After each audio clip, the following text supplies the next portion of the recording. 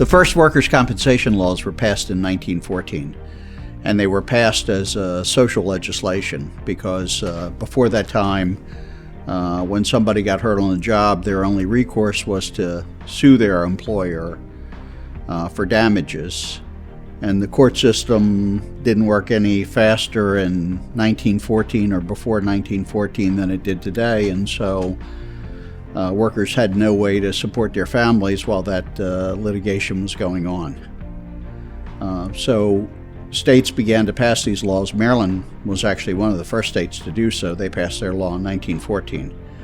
And as a result of that, your grandparents or great-grandparents kind of gave up some of your rights. And what they did is this is the bargain for exchange. The bargain for exchange was that in return for receiving compensation for being hurt on the job, they gave up their right to sue their employer for workers' compensation benefits. Now, what is workers' compensation? Workers' compensation is comprised of essentially 4 benefits. And most people, when they get hurt on the job, can think of 2 benefits that they might be entitled to.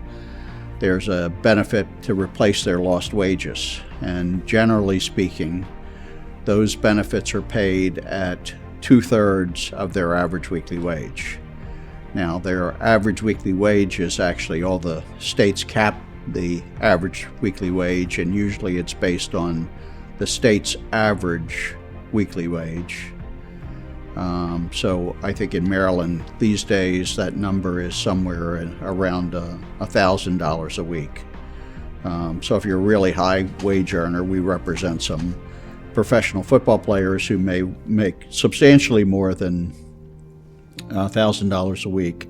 Their benefits are capped at $1,000 a week, and so those 2/3 that they get paid is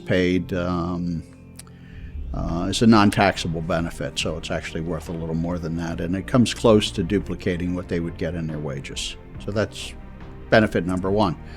Benefit number 2 are their medical expenses. Most people would assume if they got hurt on the job that their medical expenses would be covered by workers' compensation, and they are in fact. Benefit number 3 is that in cases where a person is able to go back to work, but they are either, because of their injury, they can't make as much money as they were making before, or even in situations where they can make their pre-injury wages again, but they have a residual problem, then they're entitled to a permanent disability benefit. And those benefits can be paid for either a partial disability or a total disability. And then the 4th benefit is there are situations where a person can't go back to work, and as a result they're entitled to vocational rehabilitation.